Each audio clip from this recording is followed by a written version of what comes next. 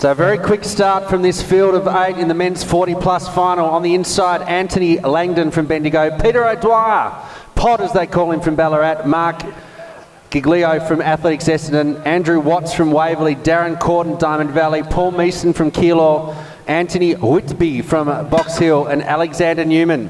So the pace is on out in front. Glenn Huntley off like a rocket for 250. On the inside, Box Hill, then a big battle pack of 5. Athletics Waverley moving forward, so's Essendon. But don't get confused by the stagger. Glenn Huntley on the outside, which is Newman. Running well, lane 3, Mark Giglio from Athletics Essendon. Going to put his second runner into a good position. The athlete from Glenn Huntley hitting the wall at the moment, but that's expected after 425 metres. Essendon will take the baton. Glenn Huntley and also on the inside, Box Hill. But let's see, Essendon out in front. In lane 2, it's Ballarat. Box Hill, Team A on the outside being challenged by Glenn Huntley. But Colin Ritchie from Essendon striding down the back street like an Olympic champion. Andrew Drummond in chase, so is the athlete from Glenn Huntley, which is Kurt Golunka. So Essendon out in front. This is for the gold medal and the supremacy in the men's 40 plus 4x4. Current title holders are Glenn Huntley. Can they make it back to back? Essendon out in front, doing a great job. Well done to Colin Ritchie. He'll pass over to Mark Harper, athlete 1281. Ballarat in second, Waverley coming through. Glenn Huntley, the current title holders, going to have to get a wriggle on. Essendon out in front. Ballarat barged through Waverley. Here come the Hunters. Moves out into lane 2. Right behind Ballarat, but Essendon out in front down the back straight. Box Hill starting to move forward. The athlete from Glenn Huntley running well, and that's Jeffrey Pittman.